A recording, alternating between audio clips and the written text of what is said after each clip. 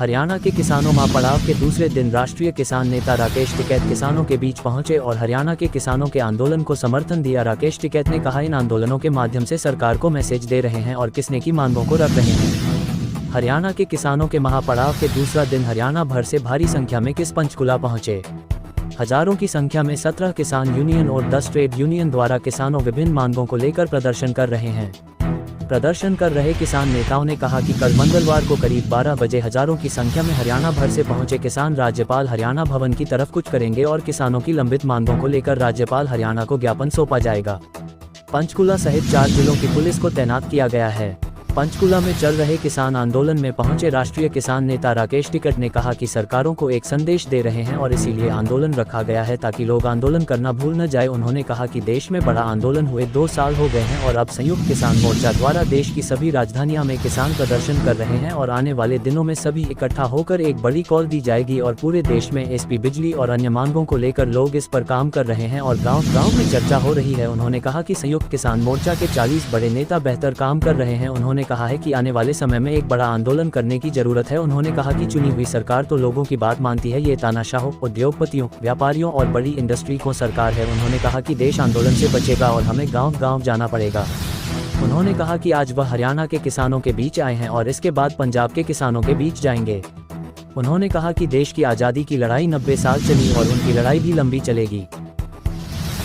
महापड़ाव है, राजधानी सभी राजधानियों में किसान डटे हुए हैं। जो लंबित मांगे हैं किसानों की, क्या कहना चाहेंगे? देखो, सरकारों को एक मैसेज दे रहे हैं हम, और ये 3 दिन का पड़ाव इसीलिए रखा है यहाँ पे कि लोग आंदोलन करना ना भूल जाए। हम बड़े उत्साह के साथ में लोग आ रहे हैं, लेकिन सज्जे में एक चीज हो जा कि भाई वो ले आएगा ज़्यादा तो भीड़ कम हो जा।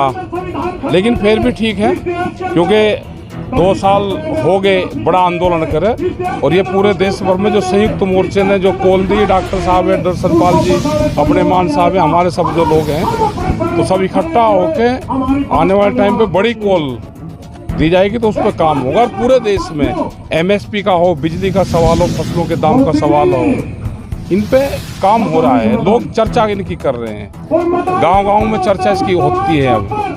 और संयुक्त मोर्चे का बड़ा महत्व है। हमारे 40 से भी ज़्यादा बड़े लीडर हैं, वे जहाँ पे भी जाते हैं बहुत सम्मान की दृष्टि से लोग, जनता उनको देखती है और एक आने वाले टाइम पे बड़े संघर्ष की जरूरत पड़ेगी।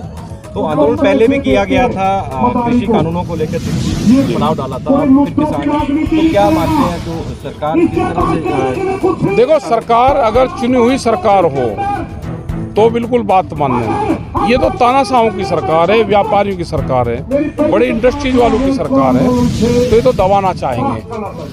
देश को आंदोलन से बचेगा, देश किसी पॉलिटिकल सिस्टम से नहीं बचेगा। तो ये और मजबूत हमको करना पड़ेगा, हमको गांव में जाना पड़ेगा। सर, कोई डेलीगेशन की कोई अभी तक बात? अभी नहीं, जो यहाँ की कमेटी है वो कमेटी देख रही है। जो यहाँ 3 दिन से जो लोग हैं उन्हीं की कोई बातचीत चल रही होगी, जो कमेटी है वो कमेटी देखेगी। अभी क्या किसान और आने के नहीं आ रहे हैं लोग, तो आते रहेंगे जाते रहेंगे, लोग आते रहेंगे जाते रहेंगे। कल तक दिल्ली के बॉर्डर पर आंदोलन, ये पूरे देश की राजधानियों पे है, ये अलग अलग हैं और ये 3 दिन की कॉल है जी। तो बड़ा आंदोलन किया जाएगा। अगर मांगे नहीं मानेगी, ये तो देश की जब आज़ादी की लड़ाई लड़ी गई तो 90 वर्ष चली। किसान मोर्चा का प्लान फिर बड़े आंदोलन की आगे जो भी तय करेंगे वो पूरे देश भर में तय होगा।